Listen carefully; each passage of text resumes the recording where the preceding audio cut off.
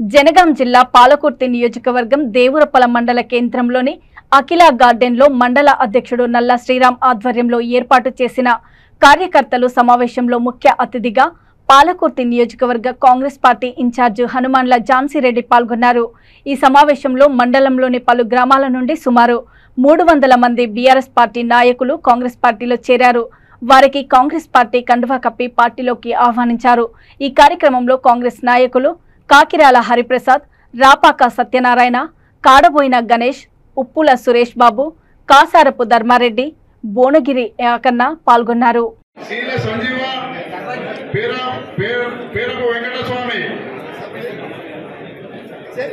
చుక్క లక్ష్మి, గుర్రం లక్ష్మి, గుర్రం రాములు, గుర్రం సాయిలు, గుర్రం భిక్షాపతి, గుర్రం విక్రమ్, గుర్రం వెంకటయ్య, గుర్రం నాగమ్మ, కొంగరి అంజమ్మ, చుక్క సోమలక్ష్మి, కొంగరి అబ్బమ్మ,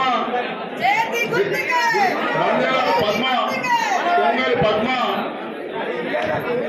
గుర్రం వెంకటమ్మ, కొంగరి లక్ష్మి అమ్మ,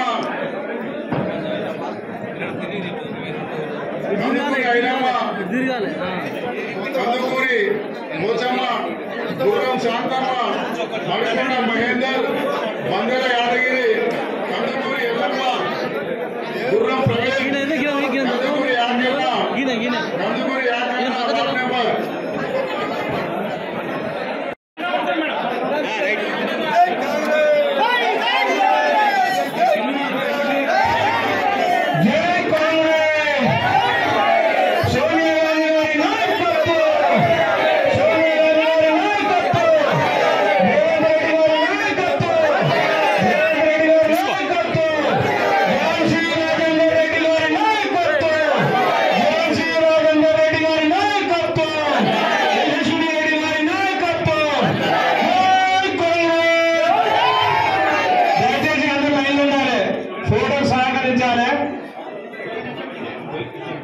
ఫోటో దిగిన వాళ్ళు వారి సీట్లలో ఆశీర్వాదాలని కోరుచున్నాము।